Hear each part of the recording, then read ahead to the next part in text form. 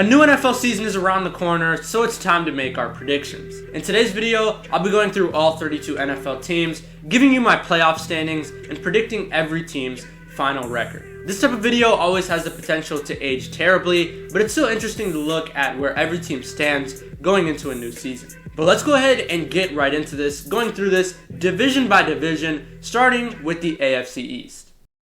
We already know what every regular season looks like at this point for the Bills, and it's a matter of whether or not they can put it all together in the playoffs. With that being said, they do have a difficult schedule this year, so they probably won't dominate the regular season like we've seen them do in previous years.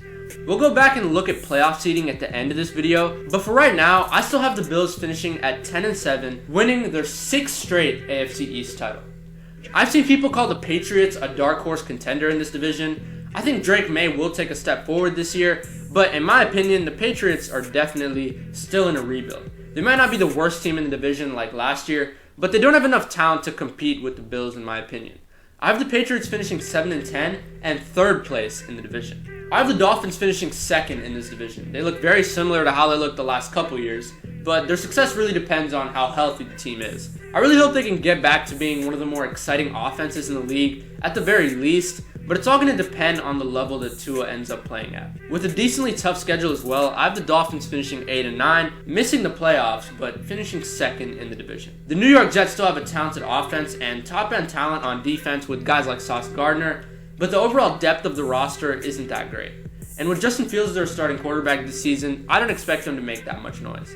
I have the Jets finishing last in this division. I don't think they'll be one of the worst teams in the league this year, but they will still finish a modest 6-11 and probably end up with a top 10 draft pick for next year. But there you have it for the AFC East. We breezed through that one. If you want to see me go more in depth on every single team, you can check out the last video on this channel ranking all 32 teams in the NFL on a tier list. But we'll be going through all these teams pretty fast in this video, so let's go ahead and move on to the AFC West. Another very interesting division. Let's go ahead and start things with the Kansas City Chiefs because I'm sure everyone has a similar opinion on this team. There isn't really much to be said about the Chiefs, and I think they'll finish as the 1 seed in the division pretty comfortably. It's a division that is getting better and is arguably the best in the AFC, but coming off a Super Bowl loss, this team should have what it takes to run the table again in the regular season, so I have the Chiefs finishing 11-6. Let's move on to the Denver Broncos, whose defense looks even better than last year, adding Jahdae Barron to their secondary, but their offense is still lacking some great skill position players. Projecting that Bo Nix is going to take another step up, the Broncos should still be a solid team with a top 5 defense in the NFL. I have them finishing 9-8 with a chance to sneak into the playoffs for the 2nd year in a row as a wildcard team. The Las Vegas Raiders have really upgraded their roster since last year, adding a competent quarterback, possibly a top 5 running back, and continuing to build the defense as well. The team should really be a lot of fun to watch this year, and if they beat out the Broncos for the 2 or 3 seed in this division, they could end up making the playoffs. Unfortunately, in a stacked division, I have them just behind the Broncos, finishing at 8-9. In my opinion, the Chargers are still the 2nd best team in this division. There's a lot of unknown on the defensive side of the ball, but their offense looks relatively similar to last year, and adding Omarion Hampton through the draft to run behind a solid offensive line should help them out a lot. And I think they will finish 9-8, putting them in 2nd place in a stacked AFC West. In my opinion, the Chargers are locks for a wildcard spot, and we'll see if the Broncos or Raiders can sneak in once we finish talking about the AFC. Let's go ahead and move on to the AFC South, which is still probably the worst division in the NFL. Let's start with the Jaguars. We've been waiting to see Trevor Lawrence take his game to the next level, but it just hasn't happened. Adding Travis Hunter should be big for them, but the roster just isn't complete enough for them to have a shot at winning the division or potentially even a wildcard spot. I have the Jags finishing 6-11 towards the bottom of this already weak division. The Houston Texans are the only team that makes this division somewhat respectable. This team honestly has a top 5 roster in the NFL, but the offensive line isn't the best, and they're going to have to stay healthy, especially in the receiving core and secondary, if they want to have a chance to compete come playoff time. But for right now, honestly, I expect a huge regular season from the Texans with a weaker schedule and a really good team. So I have the Texans going 12-5 with CJ Stroud having a bounce back regular season. Titans are still in a rebuild, but adding Cam Ward through the draft makes them infinitely more interesting than last year. It's hard to predict the success of a team with a rookie quarterback, but I think it might take Cam Ward at least a handful of games to adjust to the NFL. I've changed my opinion on this team since the last video, and I think they will be slightly better than I thought. And I do have them finishing second in the division, but still not quite playoff level, as I have them finishing 7-10.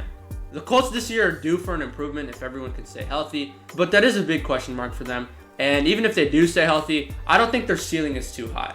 Their defense should improve this year, and the success of their offense obviously depends on how well Anthony Richardson plays. Overall, the team is just not ready yet in my opinion, and I have them finishing 6-11. Here are my AFC South rankings, with no team really getting close to the Texans, but this division will be more interesting than last year, with young talent like Travis Hunter and Cam Ward, and a fully healthy Texans team. Okay, now we're moving on to the final division in the AFC, which is of course the AFC North. The success of the Cleveland Browns really lies on the shoulders of the quarterback position, and they might have the worst quarterback room in the NFL. The Browns have a solid roster top to bottom, but at the end of the day, with a difficult schedule and of course a rocky quarterback room, I just don't see that much potential in them. I've been finishing 4-13, unfortunately, far and away the worst team in this division. The Pittsburgh Steelers are rolling out with Aaron Rodgers, continuing the stretch the last few years with these aging bridge quarterbacks. This season holds a lot of unknown for the Steelers, but based on what I do know, they're in a difficult division, but their defense is still loaded with talent. I have the Steelers finishing 9-8 with the potential of sneaking into the playoffs. I have the Bengals finishing 11-6 and second in the AFC North. The story's been the same for the last couple years for the Bengals. If they can stay healthy, their offense is a top 3 unit in the NFL, but their defense is likely going to be one of the worst units in the NFL. Their defense is slightly better than last year though, but they didn't make as much improvement as I would have hoped to see. Overall, this might hold them back in the playoffs, but I expect them to be a great regular season team. The Baltimore Ravens made some good moves in the offseason, and they should be in control of this division. I have the Ravens finishing 12-5, beating out the Bengals for this division, and also putting them in the number 1 seed in the conference. But that's the AFC. What a talented conference. The wildcard teams in this conference will be the Chargers, Bengals, and the Broncos will sneak in as the 7th seed. So this is the AFC end of season standings, and it does look kind of similar to last year's standings with the Texans taking a step up, teams like the Chiefs and Bills taking a slight step down. But I can assure you that the NFC will look pretty different than how it did last year. Why don't we get things started with the NFC South? The Atlanta Falcons are a talented young team with a real shot at winning this division, but it really all depends on how well Michael Penix plays and if the team can stay healthy. I have them finishing 9-8, coming up just short of winning the division, but having a real chance at sneaking into the playoffs as a wild card. I've been wrong about the Buccaneers the last 2 years, so I'm not going to let myself underrate them for another year. I have them finishing 9-8 as well and winning the NFC South. This team is getting older, so they might not be able to keep winning with this core for too much longer, but if they can stay healthy, they should be able to win games this year, especially in the regular season. I got the Saints finishing last in this division. The team has offensive talent, but they just don't have the quarterback in my opinion. Whether they roll out with Tyler Shuck or Spencer Rattler, it doesn't really matter to me either way. I have the Saints finishing at 4-13, tied for the worst record in the NFL. Finally, we have the Carolina Panthers, who I have at 8-9. I think Bryce Young is going to put together his first consistent regular season in his short NFL career so far. The Panthers' defense could be better for sure, but the offense is still talented, and they have a solid mix of veterans and young talent. They'll be right on the brink of playoff contention. Here's a final look at the NFC South, a much better division this year than they've been in years past. But let's go ahead and move on to the NFC West now, which has honestly gotten a lot worse as a division over the past few years. The Arizona Cardinals are another one of those teams that's kind of stuck in no man's land. They aren't bad enough to get a top 5 draft pick, but they aren't good enough to compete this year. We probably won't see too much improvement from Kyler Murray, but I think Marvin Harrison Jr. should continue to get better this year. The team might be fun to watch at times, but in terms of consistently winning games, I don't really see it. This might seem a little harsh, but I have the Cardinals finishing 5-12 and last place in the division. The rest of this division looks really interesting as well. The 49ers have fallen off slightly since a couple of years ago. I feel like they might need to replace some aging talent with some younger players and maybe even move on from Brock Purdy. But for this year, they should be solid, and I think they'll finish at 9-8 and second place in this division. I have the Seahawks just behind the 49ers at 8-9. If the offensive line was better, I think Sam Darnold would be set up for another great regular season, but I expect him to take a slight step back this year. I think the Seahawks will be on the outside looking in terms of the playoff picture. But finally, in first place in this division, I have the LA Rams at 10-7. There have been a few concerning reports about Matthew Stafford's back issues over this offseason, but if he is able to stay healthy, I don't see this team falling off too much from last year. Here's the final look at the NFC West, and it isn't the best division in the NFL anymore the way it was a few years ago, but it still has a few really interesting teams that will be fighting for a playoff spot. Let's move on to the NFC North, the division that, in my opinion, is the best in the NFL. Let's start with the Vikings, who could be a dark horse this season. If JJ McCarthy plays at a high level, the Vikings have a shot at winning this division, but I think it might take him a few games to figure it out, even if he is the long-term answer. I saw the Vikings finishing 9-8 in a stacked division and getting into the playoffs as a wildcard team. The Chicago Bears have really revamped their team over the last 2 years. Caleb Williams now has a much better offensive line in front of him, as well as a better defense. Unfortunately, the North is just really stacked, so the Bears will probably finish last in this division, but still at a solid 8-9. And they should continue to improve over the next few years. I think the Lions will get slightly worse after losing Aaron Glenn and Ben Johnson, but the team is still super talented on both sides of the ball. I have them finishing 10-7 and winning a really tough division. I believe in Jared Goff, that stacked offense, and a healthy defense for 2025. As for the Packers, I also have them finishing 10-7, bouncing back from a weird 2024 season where they had a solid regular season, but they weren't the same explosive young team that they were in 2023. I think Jordan Love has shown enough flashes to where I believe in him to put together a complete regular season for the first time in his career, and the offense did get a lot better, adding Matthew Golden through the draft, most notably. Here's a final look at the NFC North, a division where I wouldn't be surprised if anyone wins, to be honest. But that same thing can't be said about the last division for this video, the NFC East. I have the Eagles at the top of this division once again, finishing 11-6. The roster overall is still really complete, outside of losing a couple pieces on the offensive line.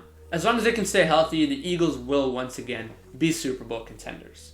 On the opposite side of things, I have the Giants finishing last in this division at a modest 7-10. Russell Wilson is an upgrade from Daniel Jones, and the offense is still talented. Adding Abdul Carter through the draft was big as well, and this team could potentially make some noise in the division, but I just don't think that's super likely, as the other three teams are just a bit better. I have the Commanders finishing 11-6, reaching similar levels of success as last year, and making the playoffs as the 5 seed in the NFC, and the second best team in this division. As long as Jaden Daniels doesn't have a sophomore slump, which I think is unlikely, the team will be pretty solid. The real question is whether or not they'll be competitive in the playoffs, which we'll have to wait and find out. Finally, I have the Dallas Cowboys finishing 9-8, coming in third in this division, just narrowly missing out on the playoffs. The Cowboys losing Micah Parsons is going to suck for the defense, but for the offense, barring a healthy season, they should be solid at least in the regular season.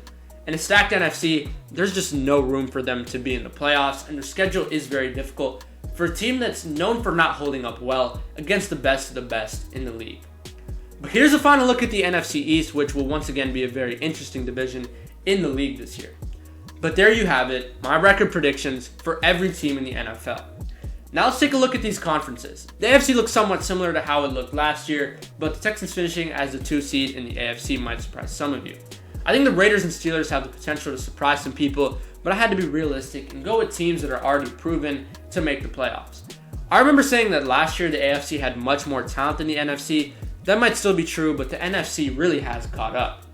This conference looks really good with great teams like the Commanders and Packers only being able to get wildcard spots. And overall, there's just a lot of talent in the NFL. But that's going to do it for this video. If you guys want to see another video going over my preseason award predictions and playoff predictions, let me know in the comments if you want to see that next. I'm also thinking of doing a hot takes video, so let me know if you want to see that in the comment section as well. But a new NFL season is upon us, and I'm very excited. I'm sure you guys are too. But that's going to do it for this video. Hit the like button and subscribe to the channel if you enjoyed, and I'll see you all in the next one.